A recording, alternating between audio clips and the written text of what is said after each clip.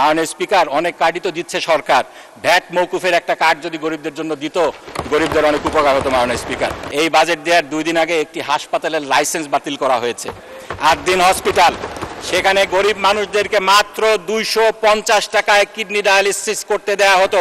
এই বাজেটকে তাই সবচেয়ে বড় বাজেট বলা যাবে না, তবে এই বাজেটকে বলা যাবে সবচেয়ে বড় ঘাটতি বাজেট, সবচেয়ে বেশি ঋণ নির্ভর বাজেট মাননীয় স্পিকার। এই কালো টাকাকে সাদা করার সুযোগ দেওয়ার সবচেয়ে বড় ভুক্তভোগী হবে মধ্যবিত্ত শ্রেণী, যারা তাদের সারা জীবনের সঞ্চয় দিয়ে একটি ফ্ল্যাট বা মাথা গোঁজার ঠাঁই কিনতে চান। গরিবের সস্তায় চিকিৎসার একমাত্র অবলম্বনকে বন্ধ করে ডায়ালিসিসের কর মৌকুফ, এটা কি গরু মেরে জুতা দান বললে খুব অন্যায় হবে মাননীয় স্পিকার। মাননীয় স্পিকার, বাজেটে একটা ভালো কথা বলা হয়েছে, জাল যার জলাতার। গম্বুজ আমাদের হেলমেট, মিনারগুলো আমাদের বেয়নেট, আর ইমানদারেরা আমাদের সৈনিক। মাননীয় স্পিকার, এই কবিতাটি লেখার কারণে একজন রাজনীতিবিদকে কারাবরণ করতে হয়েছিল, তার দলকে নিষিদ্ধ করা হয়েছিল। আল্লাহর কি ইচ্ছা, সেই রাজনীতিবিদ রাষ্ট্র ক্ষমতায় এসেছিলেন, এখনও বহাল তবিয়তে ক্ষমতায় আছেন। কথাটা এই কারণে বললাম, এই সংসদে মসজিদের রাজনীতি বন্ধের দাবি উত্থাপিত হয়েছে, বাংলাদেশ জামাত ইসলামীকে নিষিদ্ধ করারও দাবি উত্থাপিত হয়েছে। আপনার মাধ্যমে আমি বলতে চাই, এ ধরনের ফ্যাসিবাদী দাবি আগেও একটি দলের নেতাকর্মীদের আমরা করতে দেখেছি। আমরা দেখেছি আজকে জনগণ তাদেরকেই নিষিদ্ধ করে দিয়েছে। যাক, বাজেটের প্রসঙ্গে ফিরে আসি মাননীয় স্পিকার। এই যে আমরা সংসদ সদস্যরা বাজেট নিয়ে আলোচনা করছি, বিতর্ক করছি, বাস্তবে এই বাজেট নিয়ে আমাদের অংশগ্রহণ কতটুকু? আমাদের মতো সংসদীয় গণতন্ত্র যে সমস্ত দেশে আছে, আপনি নিজেও জানেন, আপনি যুক্তরাজ্যে দীর্ঘদিন ছিলেন, সে সমস্ত দেশে বাজেট প্রণয়নের ক্ষেত্রে সংসদ সদস্যদের অনেক বেশি সম্পৃক্ততা থাকে। যুক্তরাজ্যে অর্থ বিল সংসদে আসার আগে স্থায়ী কমিটিতে পরীক্ষা নিরীক্ষা হয়, তারপরে এটাকে ফ্লোরে আনা হয়। অন্য অনেক দেশে সাধারণ আলোচনার পরে বাজেটের বিভিন্ন বিষয়গুলা মন্ত্রণালয়গুলোতে, স্থায়ী কমিটিগুলোতে পাঠানো হয়, সেখানে বিস্তারিত পর্যালোচনা শেষে এটাকে পুনরায় সংসদে এনে পাশ করা হয়। অথচ আমাদের দেশে বাজেট প্রণয়ন কারা করেন? আপনারা করেন।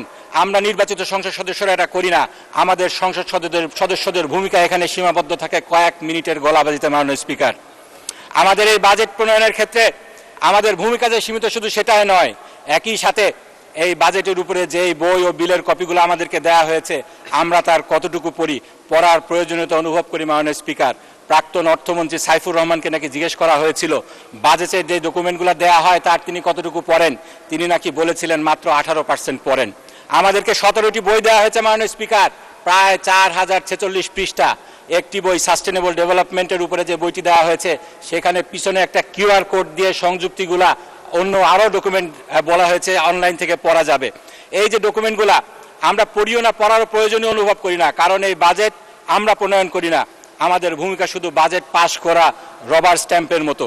আমাদেরকে যদি সত্যিকার অর্থে সংসদীয় গণতন্ত্রকে প্রতিষ্ঠা করতে হয়, তাহলে আমাদেরকে এই সংস্কৃতির পরিবর্তন করতে হবে মাননীয় স্পিকার। বাজেট প্রণয়নে সংসদ সদস্যদেরকে সম্পৃক্ত করতে হবে, আইন করে মন্ত্রণালয় সংক্রান্ত স্থায়ী কমিটিগুলোতে এই বাজেট নিয়ে পর্যালোচনার ব্যবস্থা করতে হবে মাননীয় স্পিকার। মাননীয় স্পিকার, সরকার দলীয় সংসদ সদস্যরা বলছেন এই বাজেট নাকি যুগান্তরকারী। আসলে কি সিরিয়াসলি মাননীয় স্পিকার? গত এক দশকের বাজেটগুলো যদি আমরা পর্যালোচনা করি, তাহলে কি দেখব? কিছু সংখ্যা এবং ভাষাগত পরিবর্তন ছাড়া কাঠামোগত কোনো বড় পরিবর্তন কি আসলেও হয়েছে? হয়নি মাননীয় স্পিকার। আমি দুঃখের সাথে সেজন্য বলছি, এই বাজেটও পূর্ববর্তী বছরের বাজেটগুলোর মতো গতানুগতিক, শুভাঙ্করের ফাঁকি, গণবিরোধী এবং আগামী বছরের লুটপাটের পরিকল্পনা মাননীয় স্পিকার। আমি প্রত্যেকটা পয়েন্ট উদাহরণ দিয়ে বুঝিয়ে দিব কিভাবে শুভাঙ্করের ফাঁকি মাননীয় স্পিকার। বলা হচ্ছে ইতিহাসের সবচেয়ে বড় বাজেট। আসলেই কি মাননীয় স্পিকার? 1972 সালে আমাদের বাজেটের পরিমাণ ছিল 786 কোটি টাকা। সে সময় বলা হয়েছিল যেহেতু এটা বিসমিল্লাহ রিপ্রেজেন্ট করে, সেজন্য বরকতের জন্য রাখা হয়েছিল। এটা বিসমিল্লাহকে রিপ্রেজেন্ট করে না, সেটা ডিফারেন্ট ইস্যু মাননীয় স্পিকার। কিন্তু সে সময় স্বর্ণের ভরি কত ছিল? 160 থেকে 170 টাকা। সেটা আজকে বেড়ে 1400 গুণ বেড়ে হয়েছে 2,42,000 টাকা। সেই তুলনায় বাজেট কতটুকু বেড়েছে? 1200 গুণ বেড়ে হয়েছে 9,38,000 টাকা, 38,000 কোটি টাকা। সুতরাং মুদ্রাস্ফীতি হিসাব করলে বাজেটের পরিমাণ সেরকম বাড়েনি। এই বাজেটকে তাই সবচেয়ে বড় বাজেট বলা যাবে না, তবে এই বাজেটকে বলা যাবে সবচেয়ে বড় ঘাটতি বাজেট, সবচেয়ে বেশি ঋণ নির্ভর বাজেট মাননীয় স্পিকার। ঋণের ক্ষেত্রে বলা হচ্ছে এই ঋণের টাকা নাকি উচ্চ রিটার্ন সমৃদ্ধ খাতে বিনিয়োগ করা হবে। এটা নাকি লোন ঝুঁকি হ্রাসের একটা কৌশল।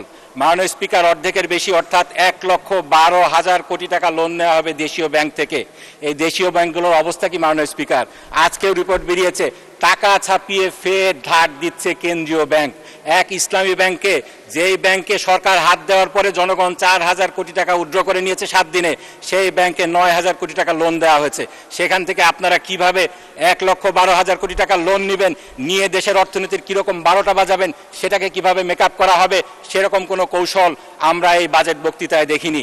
মাননীয় স্পিকার, দেশের ভিতর থেকে আপনারা যখন লোন নেবেন তখন 12% সুদ দিতে হবে। এই সুদ কিভাবে আপনারা কোন উচ্চ রিটার্ন সমৃদ্ধ খাতে বিনিয়োগ করে রিটার্ন আনবেন সেটার ব্যাপারেও বাজেটে বলা হয়নি। মাননীয় স্পিকার, বিদেশ থেকে কম সুদে লোন পাওয়া যায়, এটা ঠিক। সরকার প্রায় লক্ষাধিক টাকার লোন বিদেশ থেকে আনবেন বলেছেন। সেক্ষেত্রে কার কাছ থেকে আনবেন, তারা কি শর্ত দিবে, সেগুলা কিভাবে ডিল করা হবে, সেই কৌশল বাজেটের কোনো ডকুমেন্টেশনে দেখলাম না মাননীয় স্পিকার। লোন দেয় বিশ্বব্যাংক, লোন দেয় IMF, কিন্তু তাদের শর্তগুলো মানলে সরকার কি জ্বালানি খাতে ভর্তুকি দিতে পারবে? সরকার কি কৃষি খাতে ভর্তুকি দিতে পারবে? মুদ্রাস্ফীতির উপর নিয়ন্ত্রণ করতে পারবে? পারবে না মাননীয় স্পিকার। এই কারণে এই বাজেট শুধু শুভাঙ্করের ফাঁকি নয়, এই বাজেট অপরিকল্পিত, অস্বচ্ছ এবং বাস্তবায়ন অযোগ্যও বটে। মাননীয় স্পিকার, অর্থমন্ত্রী যখন কর ছাড়ের ব্যাপারে বলছিলেন তখন আমাদের ট্রেজারি বেঞ্চের সদস্যগণ মুহুর্মুহু টেবিল চাপছিলেন, কিন্তু যখন ভ্যাটের উপরে আলোচনা করলেন সঙ্গত কারণেই সেই করতালিতে ভাটা পড়ে। কর আছে দুই ধরনের মাননীয় স্পিকার, আপনিও জানেন, প্রত্যক্ষ কর, পরোক্ষ কর। আমাদের 18 কোটি লোকের দেশে প্রত্যক্ষ কর দেন মাত্র 24 লক্ষ মানুষ, কিন্তু পরোক্ষ কর, সেই ভ্যাটটা আমাদের আপামর জনসাধারণ দেন। এক্ষেত্রে একজন গরিব মানুষে যেই পরিমাণ ভ্যাট দেন, দরিদ্র মানুষে একই পরিমাণ ভ্যাট দেন। আমাদের দেশের ভিক্ষুকেরা চাল, ডাল, নুন, তেল কিনতে যে পরিমাণ ভ্যাট দেন, একজন কোটিপতিও একই পরিমাণে ভ্যাট দেন।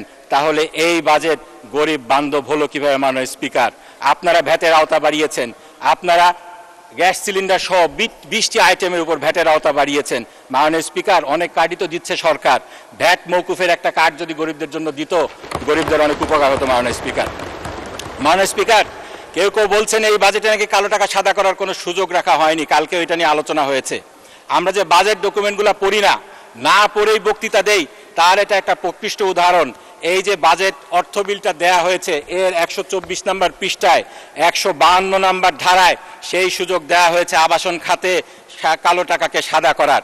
এই কালো টাকাকে সাদা করার সুযোগ দেওয়ার সবচেয়ে বড় ভুক্তভোগী হবে মধ্যবিত্ত শ্রেণী, যারা তাদের সারা জীবনের সঞ্চয় দিয়ে একটি ফ্ল্যাট বা মাথা গোঁজার ঠাঁই কিনতে চান। তাই আমি এই বাজেটকে মধ্যবিত্তের জন্য স্বস্তি নয়, বরং অতিরিক্ত চাপের বাজেট বলে মনে করি। প্যারাডক্সিক্যালি মাননীয় স্পিকার, বাজেটে জনগণের স্বস্তি প্রদানের উদ্দেশ্যে বলা হয়েছে কিডনি ডায়ালিসিস ফিল্টার আমদানিতে 5% অগ্রিম কর মৌকুফ করা হবে। এতে কিডনি ডায়ালিসিসের খরচ 800 টাকার মতো কমে যাবে, মোটামুটি 2000 টাকায় নেমে আসবে। মাননীয় স্পিকার, এই বাজেট দেওয়ার 2 দিন আগে একটি হাসপাতালের লাইসেন্স বাতিল করা হয়েছে, 8 দিন হসপিটাল। সেখানে গরিব মানুষদেরকে মাত্র 250 টাকায় কিডনি ডায়ালিসিস করতে দেয়া হতো। হাসপাতালটি বন্ধ হওয়ার পরে গরিব মানুষ, রিক্সাওয়ালাদের কান্না হাজারি আমরা দেখেছি মাননীয় স্পিকার। গরিবের সস্তায় চিকিৎসার একমাত্র অবলম্বনকে বন্ধ করে ডায়ালিসিসের কর মৌকুফ, এটা কি গরু মেরে জুতা দান বললে খুব অন্যায় হবে মাননীয় স্পিকার। মাননীয় স্পিকার, এই বাজেটে উন্নয়নের অনেক বড় বরাদ্দ রাখা হয়েছে, কিন্তু প্রশ্ন হলো এই অর্থ কাজে লাগানোর মতো সক্ষমতা আমাদের কতটুকু আছে, সেটা কি যাচাই হয়েছে কিনা, আর কতটুকু লুটপাট হবে।